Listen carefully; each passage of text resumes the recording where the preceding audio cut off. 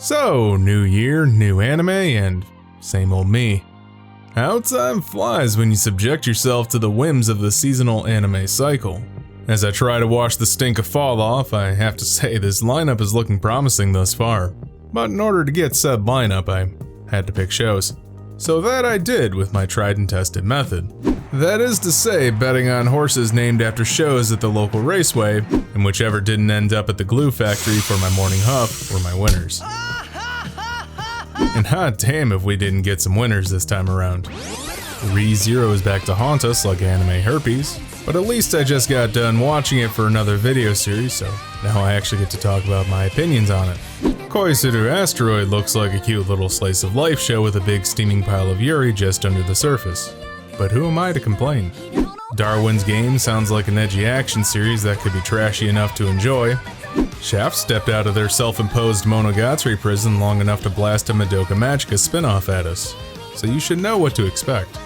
Eizouken ni wa Te Udasuna is an anime comedy about anime nerds out to make an anime. It Invaded tries to throw logic to the wind to build mystery.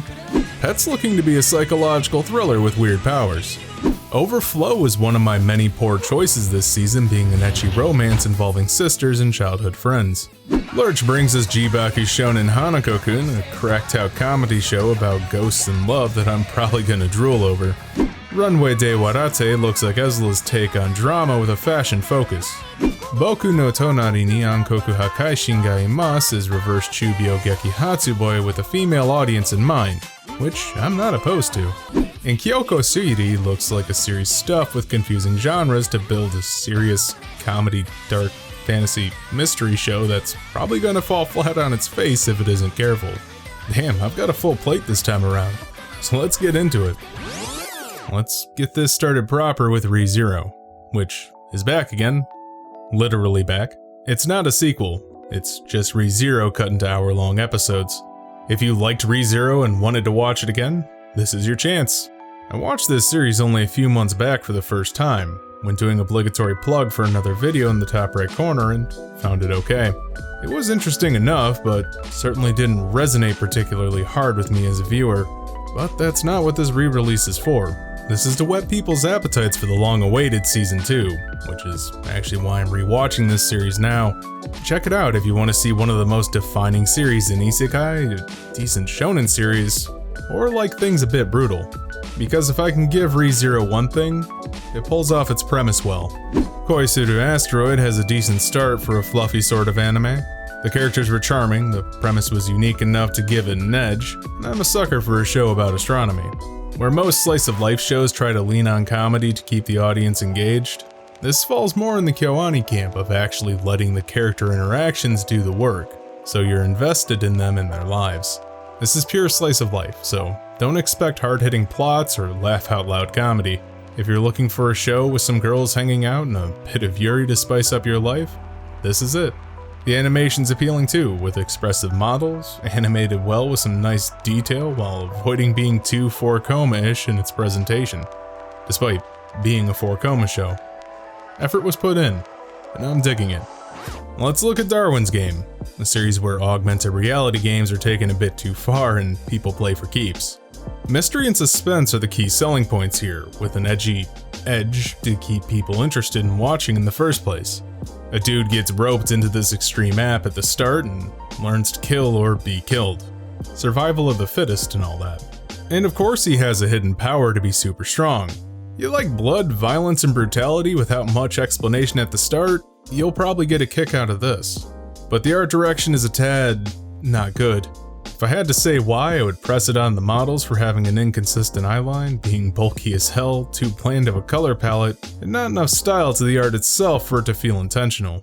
I'm not super into it with this first episode, as it feels like it's trying too hard and doesn't have the appeal to back it up, hoping the violence and premise will do the legwork for it. But I've been wrong before. It does have an interesting premise, so I'll give it a few more episodes. Next up is Magia Record Mahou Shoujo Madoka Magica Gaiden, a side story to Puella Magi Madoka Magica. If you're familiar with that series, which I would hope you were if you were watching this one, it's very similar in terms of themes, art, and such. Though the main mystery for this series is more personal for the lead, and I like that. Actually, scratch that.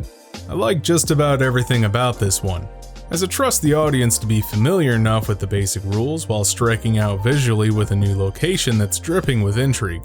Shaft did it again, making another series oozing visual style that conveys so much to the audience from tone, intention, and character. But that's one thing this studio excels at. If you're a fan of Madoka, check it out. If you're not familiar, get so, and then see previous. Onto Eizouken ni wa te o Dasuna, a show about 3 friends making an anime. I was sort of sold on this one only a few seconds into it after seeing the art style and picking up on the inspiration behind its direction. Though pinpointing what exactly I would recommend about it is a bit rough, as it's more of a feeling than concrete reasons.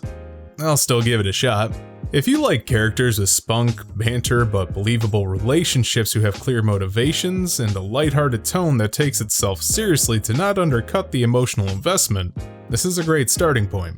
Science Saru, the studio here, which also made Devilman Crybaby, pulled out all the stops on this series for a package that invokes the whimsical and grand scope you'd often find in late 90s and early 2000s anime movies. Though I know the character models will be a sticking point for others, I think it meshes with the aesthetic well. I have high hopes for this one, and this first episode did not leave me disappointed. Let's look at something a little more batshit insane than pure imagination. It Invaded. This one's about, and try to follow along please, a detective whose daughter was murdered and now he's in prison trying to help the police solve crimes using some new technology that invades people's impulse to kill. This anime feels like a cracked out story trying its damnedest to confuse the audience by throwing us in the thick of it. And it's working. It took me a while to figure out what the hell was going on, but I did get there. Basically, it's a puzzle game trying to solve murders that only other murderers can play. The animation's okay, pretty standard for what you'd expect, though the models and voice acting don't quite fit all the time. Nothing stylistic like my other pieces thus far, but it gets the job done. This is a series that will need a bit more time to decide if I like it, but for now, if you like mystery anime, this is a pretty solid pick. Pet's a bloody thriller show, and that's 2 in a row, about people with psychic powers using them to mess with others' minds. There's a lot going on in this one that's interesting, but it doesn't really gel well in the first episode. It's clear what they're going for with the weirdness and things not being what they appear, but in the end it just feels like they're throwing these things at us to be different. Basically, it's trying to be more confusing than it actually is. Can't say I like the animation either. It's not bad, but many of the models look off to me and it's pretty bland in its presentation. With the premise of psychics working for a crime boss, you'd think this series would be pretty damn interesting, but it feels pretty bland in comparison to other shows this season. Overflow is what you'd get if hentai aired on actual television. Brainless plots about shallow characters with the sex cut out. Literally. Each episode's only a few minutes long too, so that sort of confirms it. Not too much to say. If you like tits jiggling, this is right up your alley, as you've got a Shiamoto and tsundere childhood friend to ogle. Though hopefully you've brushed up on your Japanese, because nobody's bothered licensing this so far.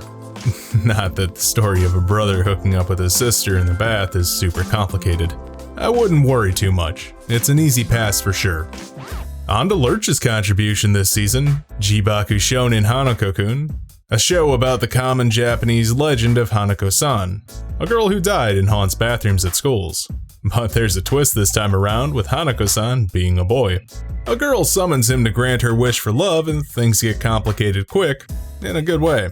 This show's got kind of everything from humor to action, which keeps people like me with short attention spans watching.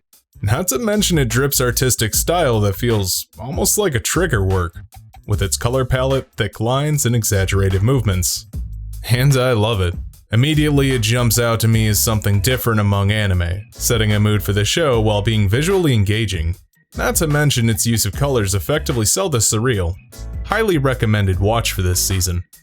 Next up is Runway de Waratte, a drama show about the fashion industry and just how unfair it is. So a girl wants to be a model and she's poised for it, with her father being the owner of a modeling agency. But misfortune strikes when she stops growing and is too short for what most would consider acceptable. Cue the underdog story about fighting the odds when she meets a boy in her class who wants to be a fashion designer. So with her determination in his clothes, they end up climbing their way through the industry. While the main art style for this series seems a bit on the plain side, there is some nice artistic direction with setting scenes, reminiscent of how Ezila's previous work Happy Sugar Life looked. And I mean how metaphorical shots are presented, not a pervasive horror aesthetic. Overall, a nice package. I don't see many gravitating towards this series initially, but it just might be a sleeper hit. It's got a recommended from me. On to Boku no Tonari ni Ankoku Hakaishin ga Imasu. A story about a seemingly average guy inadvertently befriending a bunch of weirdos and subsequently being roped into their antics. The catch is, he's the type to blurt out frank opinions, making him the ultimate Tsukomi. If you like the straight man to over-the-top Chubio antics, you'll be at home. Pretty much your average comedy series for the season, which isn't a knock on this show. It does its job well. Got a few laughs out of me. Though the art's pretty standard for this series, with some polished animation, cute chibi moments for the more exaggerated stuff, but the overall flow of the episode seems wonky. If you're looking for a laid-back comedy, this is a perfectly viable option this season. Let's look at Kyoto City, a show about a girl being taken by spirits to be a mediator between their petty arguments, and having her leg and eye taken for the power to solve disputes between them. Talk about getting the shit end of a stick, am I right?